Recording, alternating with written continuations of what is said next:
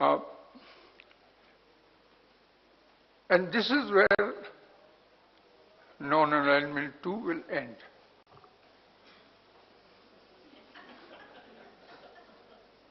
Because if you have joined the US as a partner, then there's no non-alignment. So yes, doesn't it sound utter nonsense? You see, I have been in China for 4 years during the Cultural Revolution. Shyam has been there, Shankar has been there. They're all experts on China. One has to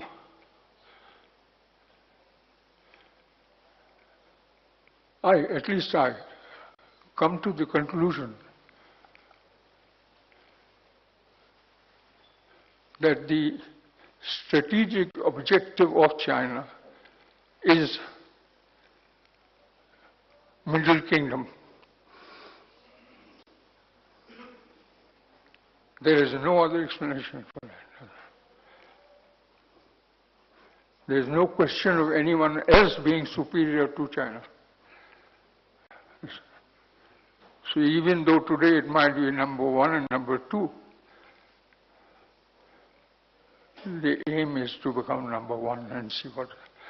Now, in this process, and I will take only a few minutes to continue with my nonsense, in this process, let's look at US first and then China. It is not that the entire US administration is in favor of India. There are lots of influential people there who would not go with us, and some of them say openly that we should go with China. We should have that. But the administration, and in this I include the Congress, let's have the whole thing there, is also divided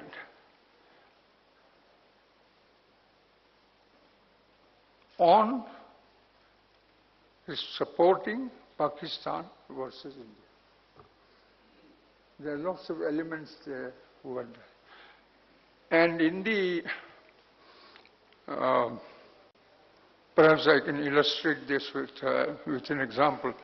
You know, when we came to South Bloc in 1998, and in 2001, George Bush became the president, and I started my dialogue with them in a very soft way. I wanted 3 things. 1, high technology. 2, dual use items.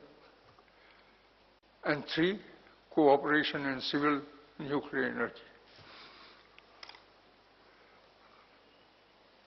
We proceeded very slowly, we went on and the other, but it was not possible to do it because there were so many ayatollahs of non-proliferation in the State Department and in the Department of Energy that they will never allow that kind of thing.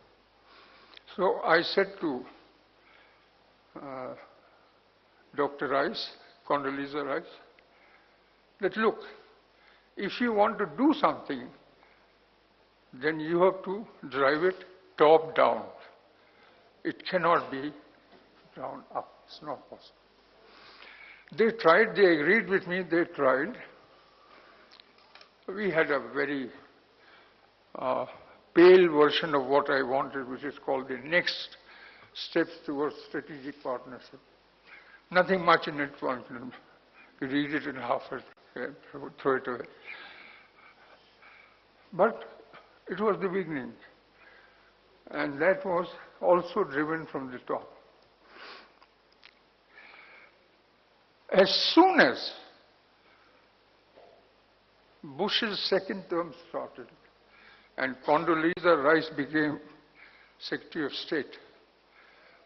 In a year's time, they went and signed the agreement on civil nuclear cooperation, because it was driven from the top.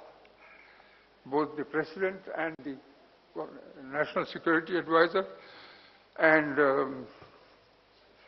Rumsfeld, with the Defense Secretary, they all supported that.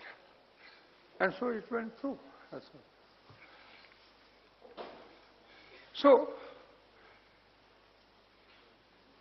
to come back to the point about lot of opposition, lot of people in favor of us, but lot of opposition is also there. And therefore, you can always have somebody getting up and saying, why are they not supporting us on Iran? And then the whole thing begins again and again.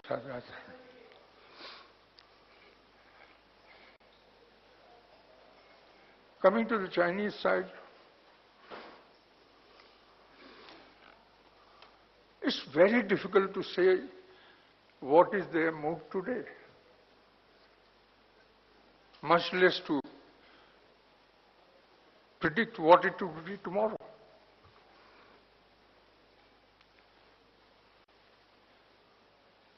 They have, when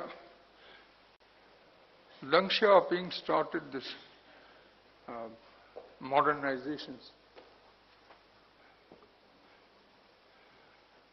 one modernization was that of PLA. In our policies, always talking of economic reforms, this and that, etc. But I say to you that there is one coin. On one side it's economic development, on the other side is national security. One cannot go without the other. If you don't have the money, you can't do it. But if you don't have any thoughts of national security, then you can do economic development. And someday somebody will come and attack you. Now, when I was talking to the Chinese in 2003, June, we came to an understanding that the border problem must be settled as quickly as possible. So we had, of course, the Prime Minister was there, the External Affairs Minister was there, myself and a few others. Foreign Secretary was also there. We sat down and talked about it. And then this idea came up that the two countries appoint special representatives in order to talk on the border and go on. And the important thing was, it was said in the joint statement or whatever it is, that the problem should be looked at in the overall context of relationship between India and China, which meant don't go merely by history or tradition or of this. Go by what you want your relationship to be. And of course, they happily accepted it, but I'm not going to disclose now what they did after that. Shankar Menon can do that if he wants to do that. And of course, MK, he was also that. No. And then all this southern Tibet and don't forget 1962. We can take southern Tibet again and this time not give it back to you. We can break India into 30 parts. India, don't forget what happened to you. All these, and some of them from serving officers of PLA.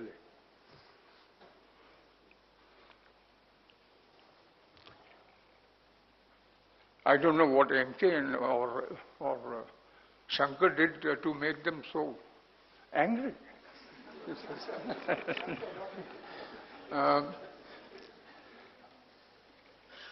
Then, let me tell you something. Immediately after the signature on the Civil Nuclear Policy Agreement, I was told by some Chinese, asked, what are you doing with the Americans?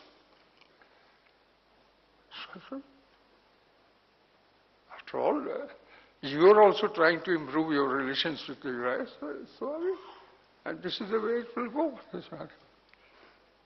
No, look at what the cooperation of the 4 countries during tsunami, which was a purely humanitarian effort. And they called it as if this was a strategic partnership amongst the 4 to do it. So I said, look, that was humanitarian. Why are you talking about that?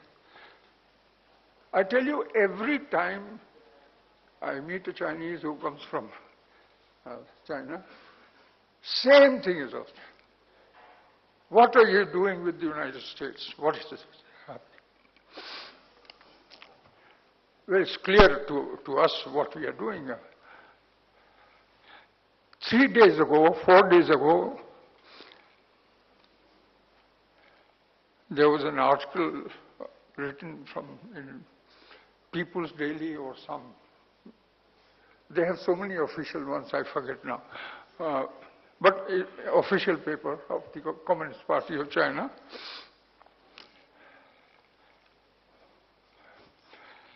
I laugh when I recall this. They said to India, let us join together to keep the foreigners out of Southeast. I don't know, Shankar, whether you read it or you didn't. I mean, I said, look at the goal of these people saying to us that you should join us in throwing out they didn't say Americans, but foreigners. And whom will it benefit? China. Paracel Islands, Spratly Islands, Vietnam, this, that, etc. The whole sea from Malacca to whatever their port up there.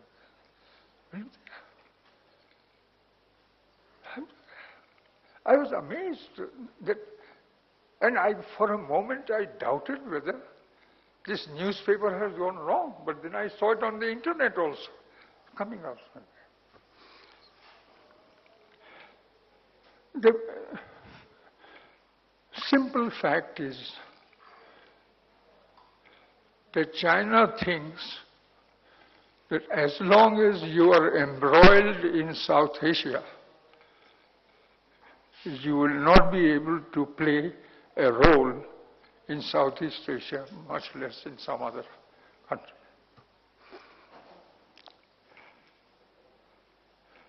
But look at the reverse of this. The Chinese are so insecure that if we began to play a part in Southeast Asia, they will not be able to have the supreme position that they are asking for. This is what is going on. So earlier they said all kinds of things about us.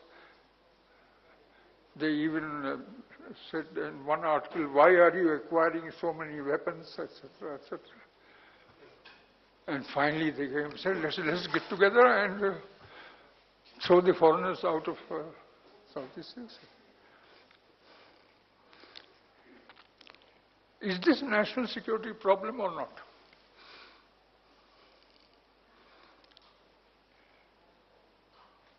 I'm out of the government, so I can't tell you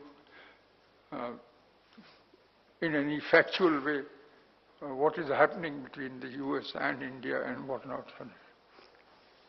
And of course there was a change after Obama came into power. But if we want to achieve even 1/4 of what is